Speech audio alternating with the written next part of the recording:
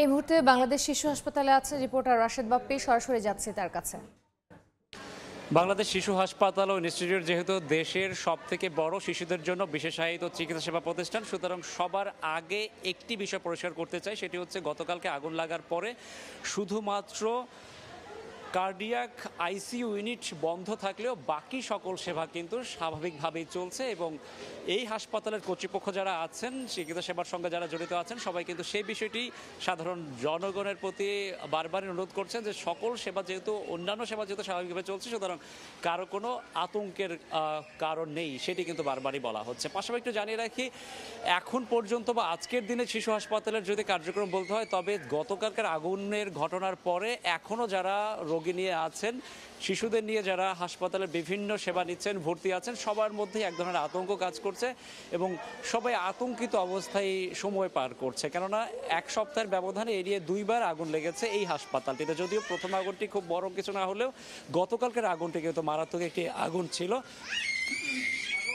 যদিও বড় কোনো হতাহতের ঘটনা এখনো ঘটেনি। আরেকটি বিষয় জানিয়ে রাখি, গতকাল আজ সকালেই কিন্তু স্বাস্থ্যমন্ত্রী সামন্তলাল সেন তিনি নিজে এসেছিলেন স্বাস্থ্য সচিব এসে তারা যে ইউনিটটিতে আগুন লেগেছে সেই ইউনিটটি ঘুরে পরিদর্শন করেছেন এবং তারা আশ্বাস দিয়েছেন যত দ্রুত সম্ভব কার্ডিয়াক আইসিইউ ইউনিট সেটি চালু করার আশ্বাস দিয়েছেন। পাশাপাশি আরেকটি বিষয় যে এই হাসপাতালটিতে ঘুরে যে বিষয়টি আমরা দেখেছি, ভবনগুলোতে আসলে ইমার্জেন্সি এক্সিট অর্থাৎ জরুরি বহির্গমন পথ সেই অর্থে নেই। পাশাপাশি অগ্নি নির্বাপন ব্যবস্থাপনা যতটুকু থাকা দরকার সেটিও আমাদের কাছে এখন পর্যন্ত যেটি মনে হয়, অথবা ফায়ার সার্ভিসে যারা গতকাল কাজ করছেন তাদের কাছেও পর্যাপ্ত মনে হয়নি। সুতরাং সেই বিষয়গুলোও কিন্তু নজর দেওয়া উচিত।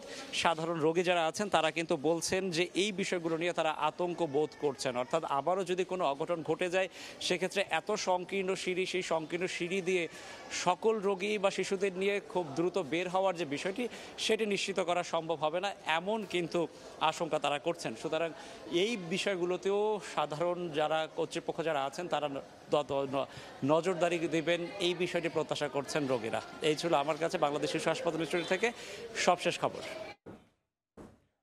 বাংলাদেশ শিশু হাসপাতাল থেকে যুক্ত হয়েছিলেন সহকর্মী রাশেদ বাপ্পি।